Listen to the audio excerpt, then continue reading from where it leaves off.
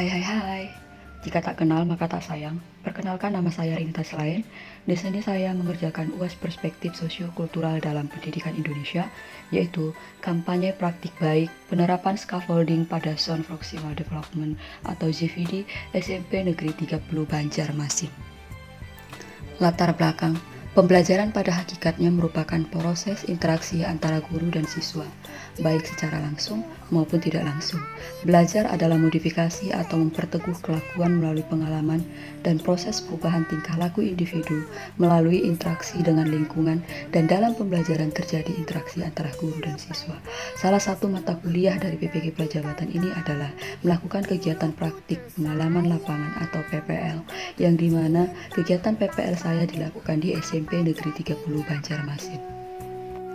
Kampanye praktik baik. Penerapan pembelajaran scaffolding dalam Zone of Proximal Development dilaksanakan pada kelas 7D di SMP Negeri 30 Banjarmasin dengan tujuan meningkatkan motivasi dan pemahaman konsep peserta didik mengenai materi yang sedang. Intervensi penerapan scaffolding. Sebab kita tahu bahwa peserta didik yang berada di hadapan kita adalah unik, yang artinya beragam antara satu dengan yang lainnya. Pada pembelajaran IPS di SMP Negeri 30 Banjarmasin, banyak peserta didik yang tidak memiliki motivasi dan tidak memahami tujuan pembelajaran yang sedang dipelajari. Peserta didik terbiasa melaksanakan pembelajaran yang disamaratakan tanpa melihat perbedaan latar belakang, kemampuan maupun sosiokultural yang dimiliki oleh peserta didik. Peran guru sangat berpengaruh dalam mengembangkan karakter peserta didik. Peserta didik memiliki beragam kemampuan yang dimiliki karena kondisi latar belakang, budaya, sosial, ekonomi, dan politik. Untuk mencapai tujuan tersebut, guru harus bisa memilih metode dan teknik dalam merancang rencana pembelajaran yang akan dilaksanakan di dalam kelas. Scaffolding dalam pembelajaran merupakan proses pemberian bantuan yang diberikan oleh guru atau orang dewasa yang lebih ahli maupun teman sebaya sehingga peserta didik dapat membangun pemahamannya secara bertahap dan mandiri. Pemberian scaffolding diberikan sesuai sampai sejauh mana kemampuan yang dimiliki peserta didik untuk menerapkan pembelajaran dengan scaffolding, di mana guru harus mengetahui tingkat kemampuan kognitif yang dimiliki peserta didik. GVD merupakan jarak antara kemampuan peserta didik untuk melakukan tugas di bawah bimbingan orang dewasa atau berkolaborasi dengan teman sebaya untuk memecahkan masalah secara mandiri sesuai kemampuan setiap peserta didik. Penerapan pembelajaran dengan scaffolding dalam Zone Proximal Development atau GVD dilaksanakan pada pembelajaran dengan topik pembangunan berkelanjutan dan kelangkaan. Penerapan scaffolding yang pertama yaitu untuk mengoptimalkan keaktifan dan pemahaman peserta didik dengan menggunakan model pembelajaran PBL yang disesuaikan dengan kemampuan masing-masing peserta didik agar dapat meningkatkan GVD-nya. Yang kedua, teknik pembagian kelompok yang digunakan adalah secara heterogen, di mana dalam satu kelompok terdapat peserta didik dengan kemampuan tinggi, sedang, rendah agar dapat menjadi tutor sebaya. Yang kemudian yang ketiga, metode dalam pembelajaran scaffolding adalah dengan metode diskusi, wawancara, dan tanya jawab sehingga dapat diberikan scaffolding sesuai dengan kebutuhan peserta didik. Langkah scaffolding dalam GVD dengan PBL yaitu yang pertama, orientasi peserta didik pada masalah. Yang kedua, mengorganisasi peserta didik. Yang kemudian yang ketiga, membimbing jalannya wawancara dan diskusi dengan mahasiswa PPL dan antar peserta didik dalam kelompok. Yang keempat, mengembangkan dan menyajikan hasil. Dan yang kelima, menganalisis dan evaluasi proses pemecahan masalah.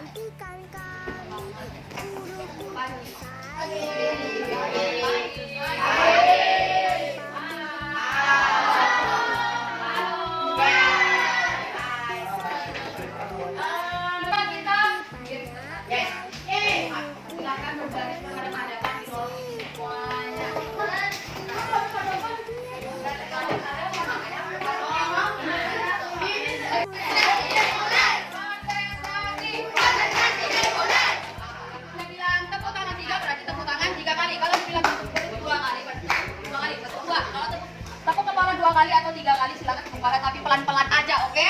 Sudah, kalau dibilang satu lantai 2 kali, berarti satu lantai 2 kali. Kalau dibilang ambil permen 2 kelas, silahkan ambil permen yang di hadapannya. Konsentrasi.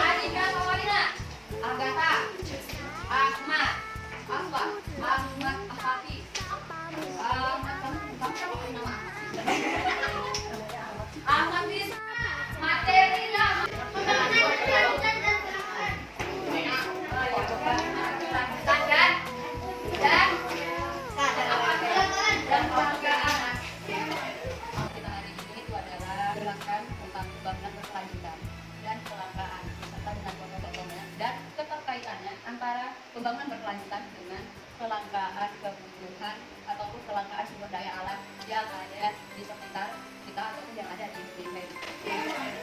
Siapa yang suka membaca materi tentang pembangunan berkelanjutan dan kelangkaan? Ada nggak yang suka baca? Ini gambar apa ini?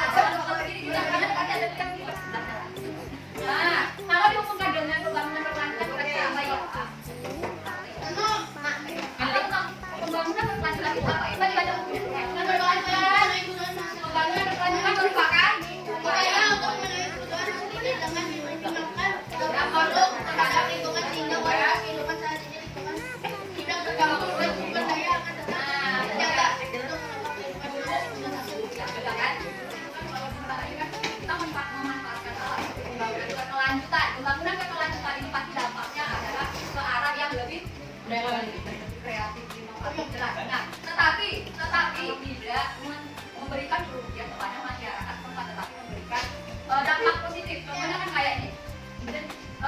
Awalnya saya hanya wilayah, kemudian dijadikan jadi tempat objek wisata. Contohnya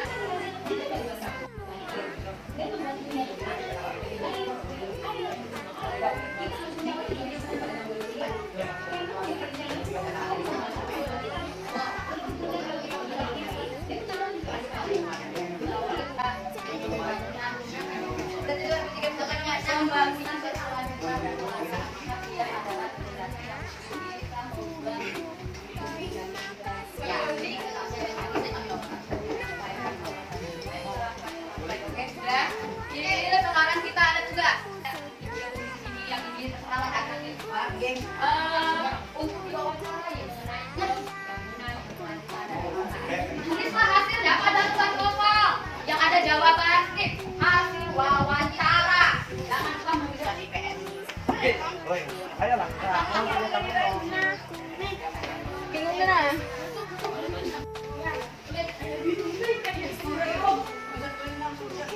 Jadi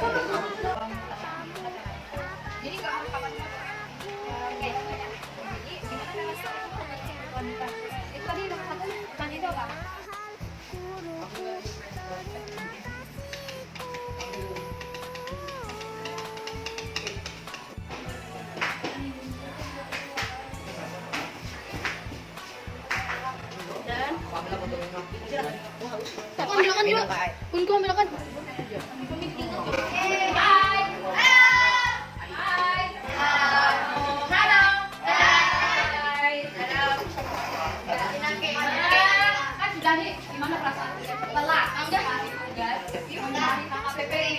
Assalamualaikum warahmatullahi wabarakatuh. Warahmatullahi wabarakatuh. Kami dari kelompok 3 ingin mempresentasikan hasil wawancara kami. Nomor 3. Ya. Apa yang Anda ketahui tentang kelangkaan terbatasnya suatu barang atau jasa yang dibutuhkan dalam masyarakat?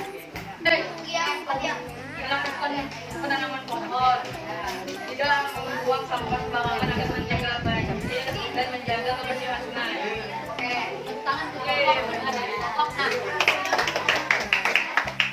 Sudah ada, sudah. Rifat, kita kan sudah melakukan aktivitas kan? Iya kan? Dan tadi Rifat bisa dari awal sampai akhir. Kayaknya tidak dengan apa tadi. Dari awal kayaknya bisa tadi. Pelajaran hari ini tentang apa? Pembangunan berkelanjutan dan kelangkaan. Pembelajaran kita hari ini pentingnya untuk menjaga kelestarian lingkungan agar tidak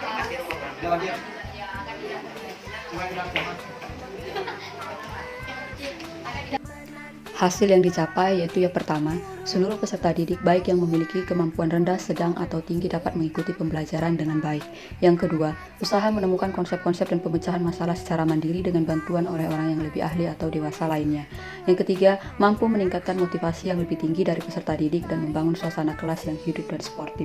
Yang keempat, siswa tampil dengan percaya diri dalam presentasi hasil. Yang kelima, peserta didik tidak takut bertanya kepada guru, orang dewasa, dan teman sebayanya ketika sedang mengalami kesulitan.